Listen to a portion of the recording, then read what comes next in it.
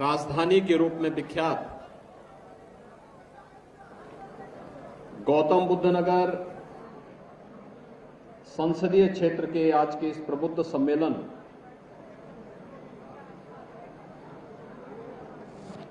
में उपस्थित भारतीय जनता पार्टी के क्षेत्रीय अध्यक्ष श्री सत्येंद्र सिसोदिया जी,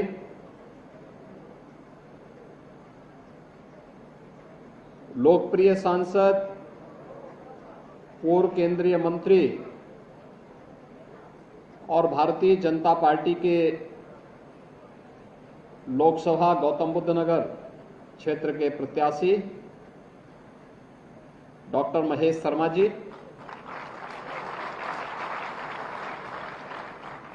हमारे सभी माननीय विधायकगण,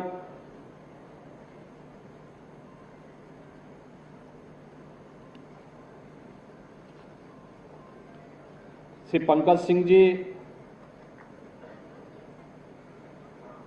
श्री तेजपाल नागर जी, श्री धीरेन्द्र सिंह जी, श्री लक्ष्मी राज सिंह जी, श्रीमती मीनाक्षी सिंह जी, विधान परिषद सदस्य श्री नरेंद्र भाटी जी, राज्यसभा की माननीय सांसद श्रीमती कांता करदम जी, प्रभारी मंत्री कुंवर ब्रजेश सिंह जी, भारतीय जनता पार्टी के जिला के अध्यक्ष श्री गजेंद्र मावी जी, महानगर अध्यक्ष मनोज गुप्ता जी, प्रमोद गुप्ता जी, लोकसभा के संयोजक पंडित भाटी जी, अनिल सिसोदिया जी, क्षेत्रीय महामंत्री हरीश ठाकुर जी,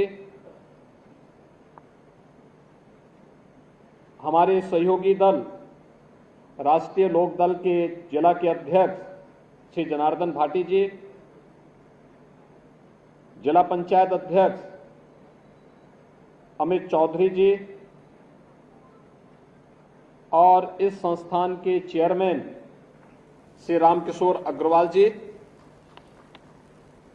गौतम बुद्ध नगर लोकसभा क्षेत्र से जुड़े हुए सभी हमारे प्रबुद्धजन, उपस्थित बहनों और भाइयों,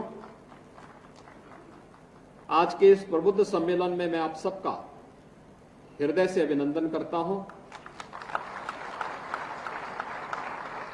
आप सब ने अपना समय निकाल करके लोकतंत्र के इस महापर्व में अपनी प्रतिबद्धता को व्यक्त करने के लिए हमारे पदाधिकारी और जनप्रतिनिधियों के आग्रह पर आप यहां पर उपस्थित हुए हैं। ये मेरा दायित्व बनता है कि मैं आपका स्वागत करूं, अभिनंदन करूं।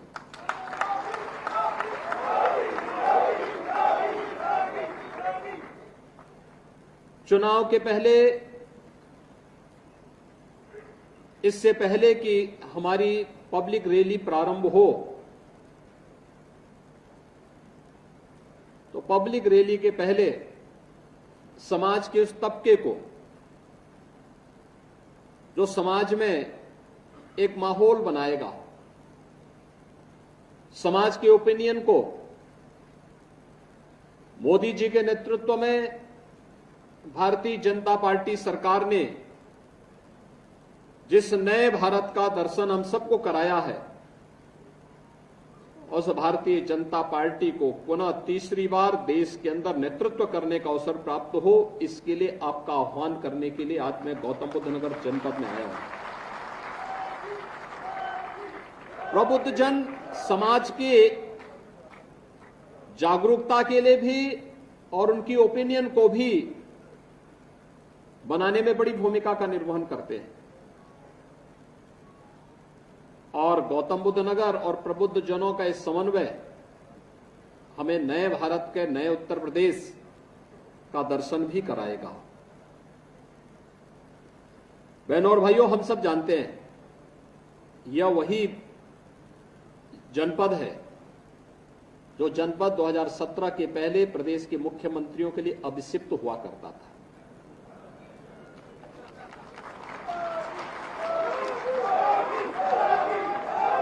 और मैं तब ये समझ नहीं पाया था कि आखिर गौतम बुद्ध नगर जनपद उत्तर प्रदेश का भाग है और उत्तर प्रदेश के मुख्यमंत्रियों के लिए अभिषिक्त क्यों है। फिर जब मैंने सूची देखी यहां की और फिर मैं उसके बाद अनुमान लगाने लग गया कि ये प्रदेश के मुख्यमंत्रियों के लिए अभिषिक्त इसलिए हुआ करती थी क्योंकि उनके द्वारा भेजे जाने वाले नौकरशाह यहां की जनता को कंगाल करते थे और अपने आप को और अपने संरक्षकों को मालामाल करते थे। ये तथ्य सामने ना आने पाए, इसके लिए उनके द्वारा प्रयास होते थे कि इन तथ्यों पर धूल ही झोंका जाए, जितनी पट्टी बांधी जाए वो गांधारी की पट्टी यहां बंधी रहती थी।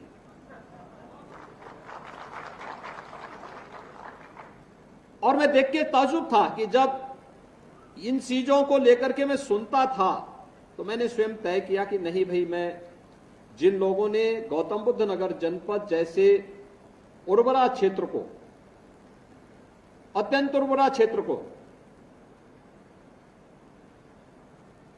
बदहाल किया है, कंगाल किया है, अराजकता और समस्याओं के गर्त में ले जाने का कार्य किया है, वहां मैं स्वयं चल करके देखूं। और मुझे 2017 में यहां आने का अवसर प्राप्त हुआ था। मैं यहां आया था, मैंने यहां की समस्याओं को देखा और मैं धन्यवाद दूंगा अपने सभी मंचस्थ जनप्रतिनिधियों को। इन्होंने उन सभी समस्याओं को पूरी तन्मयता के साथ, पूरे धैर्य के साथ, बिना धैर्य खोए उन समस्याओं को लखनऊ में भी और यहां पर भी मेरे सामने रख करके कहा था कि इन समस्याओं का फेज वाइज समाधान होगा तो गौतम बुद्ध नगर न केवल अपनी पहचान को स्थापित करेगा बल्कि उत्तर प्रदेश के ग्रोथ इंजन के रूप में देश के अंदर अपनी एक नई पहचान बनाएगा और उत्तर प्रदेश को पहचान मिलेगी। और आज उन सबके सकारात्मक सहयोग का परिणाम रहा कि उत्तर प्रदेश आज देश के अंदर जिस रूप में पहचाना जा रहा है वो किसी से छुपा हुआ नहीं है। यह सच था, 2017 के पहले उत्तर प्रदेश देश के बीमारू राज्यों में शामिल था, लेकिन आज उत्तर प्रदेश बीमारू राज्यों की श्रेणी से बाहर आकर के देश के अंदर रेवेन्यू सरप्लस स्टेट के रूप में भारत के आर्थिक उन्नयन के अग्रणी प्रदेश के रूप में आगे बढ़ा है और देश के नंबर 2 की अर्थव्यवस्था के रूप में अपने आप एक नई पहचान बनाई है। यह सब संभव हो पाया है देश के यशस्वी प्रधानमंत्री श्री नरेंद्र मोदी जी के मार्गदर्शन और नेतृत्व के कारण। उन्होंने जो सकारात्मक वातावरण देश के अंदर दिया उसका परिणाम हम सबके सामने है। 2014 के पहले का भारत और 2014 के बाद का भारत। 2014 के पहले का भारत समस्याग्रस्त था, अविश्वास से भरा हुआ था, न केवल देश के अंदर बल्कि पूरी दुनिया के अंदर भी इस प्रकार का वातावरण था। पूरी दुनिया के अंदर किस रूप में भारत के प्रति व्यवहार होता था। भारत से जाने वाले लोग पहचान के लिए मोहताज हुआ करते थे, पासपोर्ट की कीमत नहीं रह गई थी, सीमाएं असुरक्षित थी। देश के अंदर जिस प्रकार का वातावरण उस समय बनाया था, सरकारें भ्रष्टाचार में डूबी हुई थी, आकंठ भ्रष्टाचार में डूबी हुई थी, विकास अवरुद्ध हो गया था, नौजवान हताश सा, अन्नदाता किसान आत्महत्या करने के लिए मजबूर था, व्यापारी असुरक्षित था, बेटी असुरक्षित थी, असहाय थी। और उन स्थितियों में 2014 में मोदी जी के नेतृत्व को इस देश ने हाथों हाथ लिया था। मोदी जी ने उस समय देश के अंदर कार्य नहीं किया, उन्होंने केवल देश के एक राज्य गुजरात में मुख्यमंत्री के रूप में अपनी एक शानदार पारी को आगे बढ़ाया था। और उस पारी को खेलते खेलते उन्होंने देश के सामने कुछ उदाहरण प्रस्तुत किए थे, कुछ मॉडल प्रस्तुत किए थे। लोगों ने हाथों हाथ लिया और आज देखते ही देखते पिछले 10 वर्ष में जिस नए भारत का हमें दर्शन होता है, एक सुरक्षित भारत, दुनिया को नेतृत्व देने वाला भारत, और इन सबको हमने देखा है। एक सुरक्षित भारत भी है, आंतरिक रूप से भी बाह्य रूप से भी। दुनिया के अंदर निवेश के सबसे अच्छे डेस्टिनेशन के रूप में जाने जाने वाला भारत है। युवाओं की आजीविका को तेजी के साथ आगे बढ़ाने वाला भारत है। इंफ्रास्ट्रक्चर के एक नए दौर में भारत को ले जाने वाला भारत है। भारत की युवाओं की आजीविका का प्रबंध भी है, आम जनता की आस्था का सम्मान भी है। इस नए भारत में, और इस नए भारत को अंदर हम देख सकते हैं, इस नए भारत को जब हम देख रहे हैं, उस नए भारत के नए उत्तर प्रदेश में हम सबको भी तय करना है। मोदी जी ने देश के अमृत काल के प्रथम वर्ष में देश को विकसित भारत की एक संकल्पना दी है। विकसित भारत तब होगा जब विकसित उत्तर प्रदेश होगा, और उत्तर प्रदेश तब विकसित होगा जब गौतम बुद्ध नगर जनपद अपनी पूरी क्षमता के साथ आगे आएगा। हमें इस बात की खुशी है, हमारे जनप्रतिनिधिगण मंच पे हैं, माननीय सांसद हैं, माननीय विधायकगण हैं, और सचमुच उन्होंने एक आदर्श जनप्रतिनिधि के रूप में जो अपने आप को स्थापित किया, अपने आप को साबित किया, और दुनिया के लिए, देश के लिए, लोकतांत्रिक मूल्यों के लिए, लोकतंत्र पर विश्वास करने वाले उन सभी लोगों के लिए एक उदाहरण है। मैं एक छोटी सी घटना आपको बताता हूं, इसी गौतम बुद्ध नगर जनपद की है। एक बड़े प्रतिष्ठान का यहां पे उद्घाटन था। कोरोना कालखंड के दौरान वह जमीन आवंटित हुई थी, और जमीन आवंटन होने के बाद वह 2022 के अंत में मेरे पास आए कि हमें अपने बड़े प्रतिष्ठान का उद्घाटन करना है। तो मुझे विश्वास ही नहीं हुआ कि इतनी जल्दी इतना बड़ा सेंटर, हजारों करोड़ रुपए जिसमें लगे हों, वह तैयार हो गया। मैंने कहा भी मैं रिपोर्ट भी ले लेता हूं, आपने मुझे अपना इनविटेशन दिया है और ये इनविटेशन आपने मुझे दिया है तो मैं इसको एक बार देख लेता हूं। मैंने रिपोर्ट मांगी, मुझे आया कि हाँ साहब ये बन के तैयार हो चुका है, और इसके आने के बाद 40,000 करोड़ रुपए के नए निवेश के प्रस्ताव गौतम बुद्ध नगर जनपद में आज इसके साथ ही आ जाएंगे, और हजारों लोगों को रोजगार प्राप्त होगा। तो मैंने उनको मैसेज किया, मैंने कहा भी ठीक है, हम लोग आ रहे हैं, इसमें काम करना कि मेरे आने के पहले सभी माननीय जनप्रतिनिधियों को इसके लिए आमंत्रण जरूर दीजिए। तो चौंका, कहा जनप्रतिनिधि? मैंने कहा हाँ, वहां के माननीय सांसद होंगे, माननीय विधायकगण होंगे। कहा क्या गौतम बुद्ध नगर में भी, गौतम बुद्ध नगर जनपद में भी सांसद विधायक हैं? अरे हमने कहा क्या गौतम बुद्ध नगर जनपद क्या किसी और जिले का है? वो आके मेरे सामने इस बात को कहे साहब मैं भौचक हूं, मेरी पूरी जिंदगी जिस राज्य में और जिस क्षेत्र में व्यतीत हुई, अगर वहां इतना बड़ा निवेश मैं करता तो अब तक लोग मेरा जीना हराम कर देते हैं।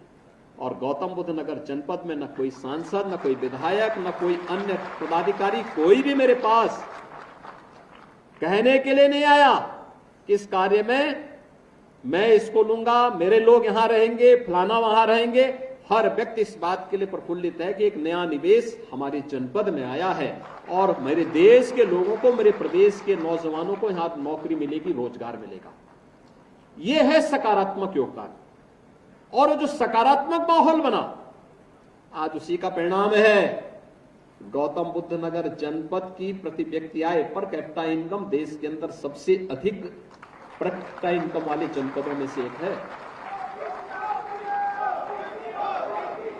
मित्रों, जब अच्छा जनप्रतिनिधि चुना जाता है, अच्छे लोग जनप्रतिनिधि बनकर के चुने जाते हैं, तब इस प्रकार का सकारात्मक माहौल पैदा होता है।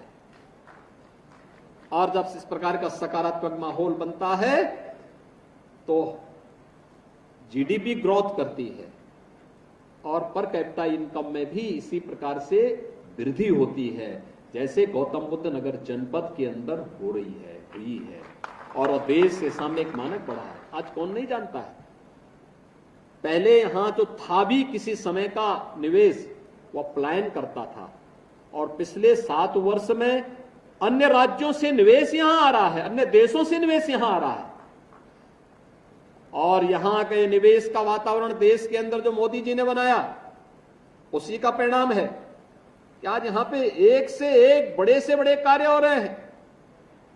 कौन सा ऐसा कार्य है जो आज यहां पर देश की प्रगति के लिए और जो प्रधानमंत्री मोदी जी के लिए जो हम कह रहे हैं कि 2027 तक मोदी जी को तीसरा कार्यकाल दीजिए, तीसरे कार्यकाल के प्रथम 3 वर्ष में ही भारत को तीसरी बड़ी अर्थव्यवस्था के रूप में मोदी जी का नेतृत्व स्थापित करेगा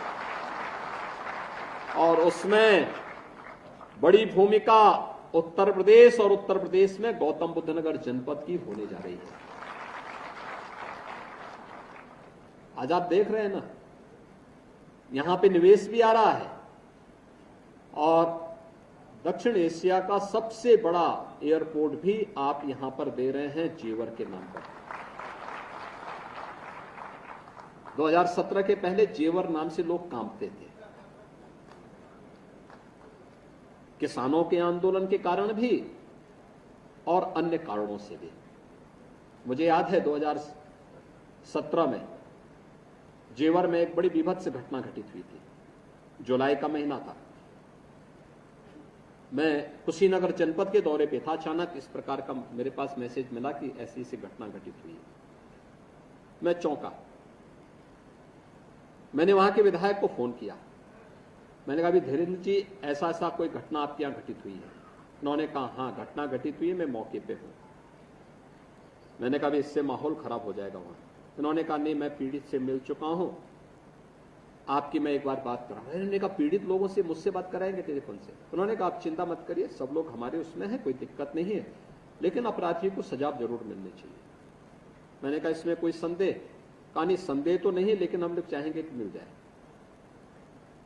और उसी समय हमने संकल्प किया था कि भाई जेवर क्षेत्र में जो अपेक्षित विकास होना चाहिए था नहीं हो पाया।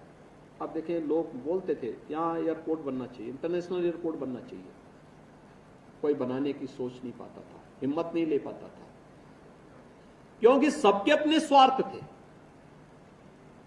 हर व्यक्ति एयरपोर्ट के नाम पर जो करना चाहता था, किसी से छुपा हुआ नहीं है। हम लोगों ने कहा, नहीं बनेगा तो जेवर में ही अब बनेगा, और उसके बाद हम लोग लेके आए थे।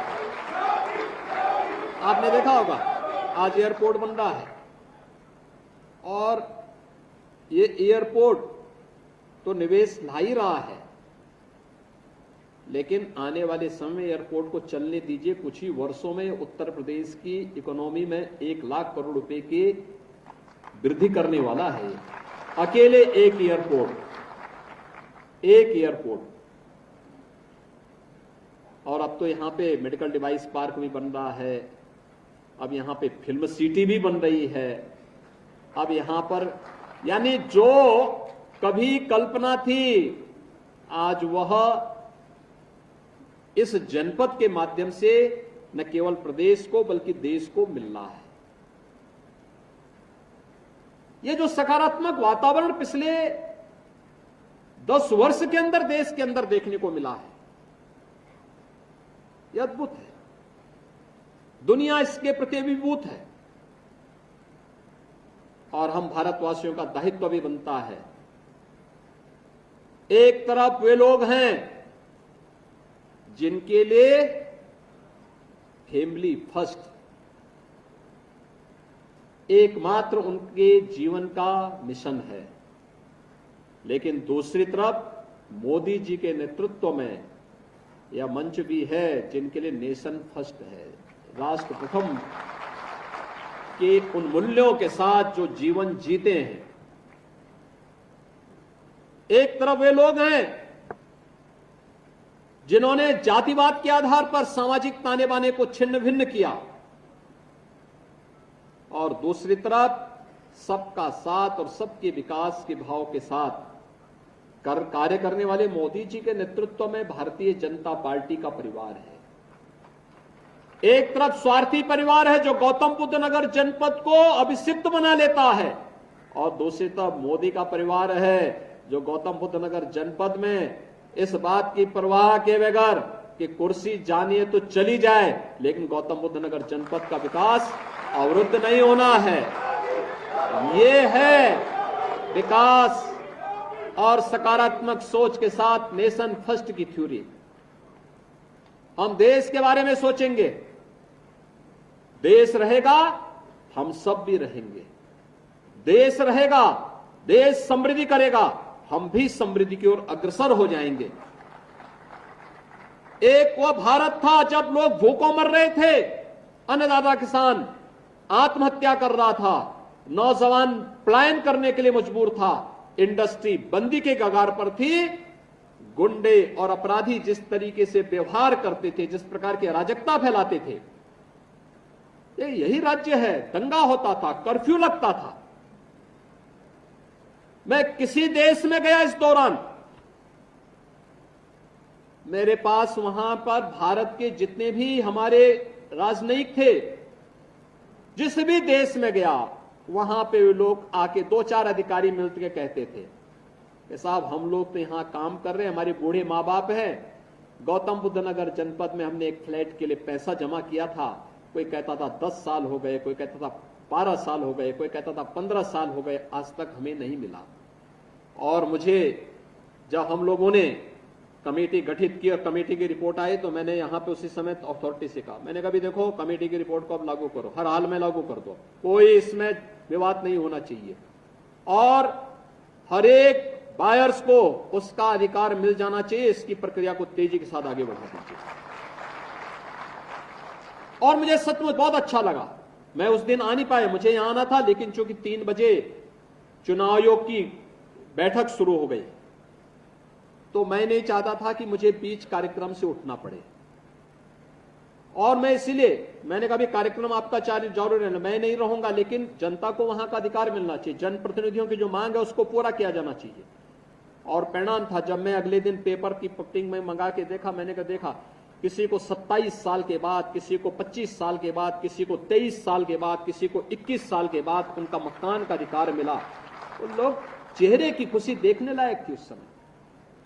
और हम लोगों के लिए इससे ज्यादा खुशी क्या, जनता जनार्दन खुश है तो हम लोग खुश हैं, हमारे लिए सबसे बड़ी खुशी वही होती है। एक कॉमन मैन खुश है तो हम खुश हैं। लोग कहते हैं कि अपराधियों के खिलाफ कार्रवाई करते हैं, क्या डर नहीं लगता? मैं कहता हूं जब पब्लिक सुरक्षित अपने को महसूस करे तो मेरी सुरक्षा उसी में नहीं होती। और इसीलिए यह कार्य जिस प्रतिबद्धता के साथ सरकार कर रही है आप सबके सामने है। एक तरफ वे लोग थे जो कर्फ्यू लगाते थे, और दूसरी तरफ यह सरकार है जो कर्फ्यू नहीं, कावड़ यात्रा शानदार तरीके से चला देती है। अंतर है, देखो केवल सोच का अंतर है। उनको कर्फ्यू प्यारा था, लेकिन हमें कर्फ्यू नहीं, हमें तो जनता की खुशहाली प्यारी है। जनता जनार्दन जिसमें खुश रहे, जिसमें वो सुरक्षित रहे, जिसमें वो समृद्धि की ओर अग्रसर होगी, और उस कार्य को करने के लिए हम लोग आए हैं। मोदी जी के नेतृत्व में सब कार्य देश के अंदर हो रहा है। गरीब कल्याणकारी योजनाओं के बारे में कोई सोचता है कितना बड़ा कार्य हुआ। हमने अकेले उत्तर प्रदेश में 56 लाख गरीबों को एक आवास दिए हैं, 56 लाख गरीबों को। देश के अंदर 4 करोड़ गरीबों को मकान मिले हैं, 80 करोड़ गरीबों को फ्री में राशन की सुविधा, 25 करोड़ गरीब देश के अंदर ऐसे हैं जो गरीबी रेखा से ऊपर उठे हैं, और प्रदेश के अंदर 6 करोड़ गरीब ऐसे हैं जो गरीबी रेखा से ऊपर उठ चुके हैं। 10 करोड़ गरीबों के घर में रसोई गैस का सिलेंडर पहुंच गया। नहीं तो 2014 के पहले क्या था, एक कनेक्शन लेने के लिए हजारों रुपया भी खर्च होता था, और रुपया खर्च अलग होता था। पर्व और त्योहार के दिन अगर एलपीजी का सिलेंडर खाली हो गया और सिलेंडर के साथ सारा परिवार का पर्व और त्योहार का जो मजा था वो फीका हो जाता था, क्योंकि रसोई गैस का सिलेंडर, रसोई गैस है ही नहीं घर में, कैसे घर में कोई कुछ बनाएगा, ये सारे फीके हो जाते थे। और अगर कोई जबरदस्ती करता था कि नहीं हमें रसोई गैस चाहिए, तो रसोई गैस तो नहीं मिलती थी, लेकिन पुलिस का डंडा जरूर मिल जाता था। लेकिन आज देश के अंदर 10 करोड़ गरीबों को फ्री में रसोई गैस की कनेक्शन भी मिले हैं, और साथ साथ जब मर्जी तब आप रसोई गैस के सिलेंडर ले सकते हैं, कोई बाध्यता नहीं। इसलिए सरकारों ने बांध दिया था कि साल में 6 देंगे, एक यानी जैसे कोटा सिस्टम इन्होंने लागू कर दिया था पूरे देश के अंदर। देश को इसी ढंग से चलाया जा रहा था। देश को कुछ लोगों ने अपनी पपौती बना के रख दिया था। इससे देश नहीं चलता है। हम लोकतांत्रिक मूल्यों के साथ रह रहे हैं, और लोकतांत्रिक मूल्यों के साथ हमारी प्रतिबद्धता है। इन प्रतिबद्धताओं को आगे बढ़ाते हुए हम सबको कार्य करना है, और इस दृष्टि से आज मुझे आपके बीच आने का अवसर प्राप्त हुआ है। गौतम बुद्ध नगर जनपद तो वैसे भी एक सकारात्मक सोच के साथ आगे बढ़ने वाला जनपद है। आज मैं आपसे यही अपील करने के लिए आया हूं कि जो माहौल बना है, चुनाव के दौरान बहुत कठिन होता है एक सांसद पद के प्रत्याशी के लिए कि वह घर घर जा सके। इस बार तो जो पहल डॉक्टर महेश शर्मा जी ने की, बहुत सारी सोसाइटी में भी पोलिंग बूथ बन गए होंगे, और मुझे लगता है कि गौतम बुद्ध नगर जनपद में बधाई दूंगा आपको महेश जी, और गौतम बुद्ध नगर जनपद की जनता जनार्दन को भी मैं इसके लिए बधाई दूंगा कि उनको ये सौगात मिल गई है। एक पायलट प्रोजेक्ट के रूप में गौतम बुद्ध नगर जनपद में कार्य लागू हुआ है कि जो बहुत दूर दूर तक लोग जाते थे, और इसलिए पोलिंग परसेंटेज पे ध्यान देना होगा। यद्यपि दूसरे चरण में ही आपका चुनाव है, लेकिन फिर भी पहले चरण में पहले दिन, उस दिन का संकल्प ही हमारा पहला है कि लोकतंत्र के इस महापर्व का हिस्सा बनना और मतदान करना। ये पहला कार्य हमारा होना है, और उसके लिए सोसाइटी में तो ये अवसर मिला ही है। लेकिन मैं आपको इस बात के लिए आश्वस्त कर सकता हूं कि मोदी जी के नेतृत्व में जो डबल इंजन की सरकार कार्य कर रही है, ये समस्या नहीं देती है, समाधान पर विश्वास करती है, और समाधान के लिए भारत को विकसित भारत के रूप में स्थापित करने के लिए, आत्मनिर्भर भारत और एक ग्लोबल लीडर भारत के रूप में भारत को स्थापित करने के लिए आप सबको डॉक्टर महेश शर्मा बनना पड़ेगा।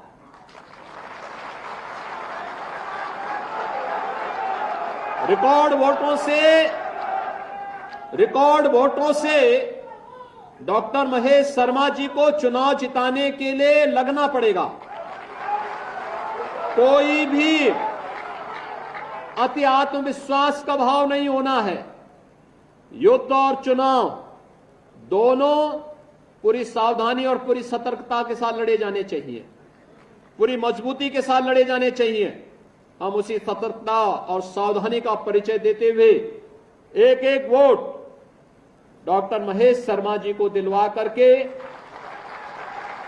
80 उत्तर प्रदेश के अंदर 80 मनकों की जो माला मोदी जी के गले में पड़नी है, उसमें से गौतम बुद्ध नगर जनपद की जो माला होगी सर्वाधिक वोटों की होनी चाहिए, क्योंकि देश के अंदर सबसे ज्यादा निवेश भी और सबसे अधिक आर्थिक प्रगति के साथ साथ सब कुछ आपको मिला है।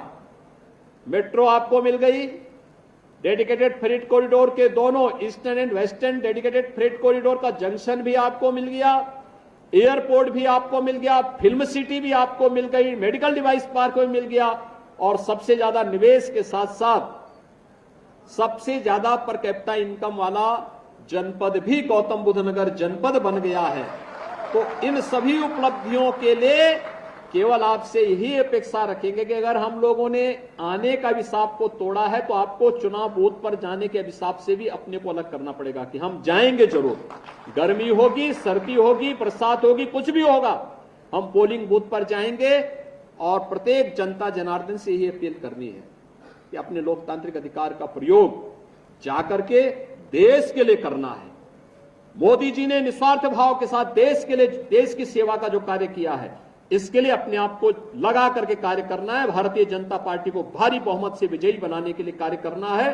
इस अपील के साथ मेरी आप सबसे अपील होगी कि आप सभी प्रबुद्धजन, यहाँ पे इंडस्ट्री से भी लोग आए हैं, व्यापार मंडल से भी आए हैं, अधिवक्ता समुदाय है, शिक्षा जगत से जुड़े हुए हमारे सभी विद्वान लोग हैं, चिकित्सक हैं, डॉक्टर महेश शर्मा जी स्वयं चिकित्सक हैं, समाज जीवन के अलग अलग क्षेत्र से जुड़े हुए तमाम हमारे प्रबुद्ध जन यहां पर उपस्थित हुए हैं। आप सबसे मैं अपील करूंगा, आप सब भी अपनी अपनी टोली लेकर के 2 विधानसभा हमारी जनपद बुलंदशहर में पड़ेंगी और 3 विधानसभा इस जनपद में पड़ेंगे। इन सभी जनपदों में हम लोग जाकर के इन सभी विधानसभा क्षेत्रों में अपनी अपनी टोली को ले जाकर के एक एक व्यक्ति से अपील करेंगे और भारी बहुमत से डॉक्टर महेश शर्मा को विजयी बनाने के लिए हम लोग कार्य करेंगे। इस विश्वास के साथ आप सबको मैं वासंती नवरात्रि और रामनवमी की मंगलमय शुभकामनाएं आप सबके प्रति देते हुए अपनी वाणी को यहीं पे विराम देता हूं। धन्यवाद। जय हिंद।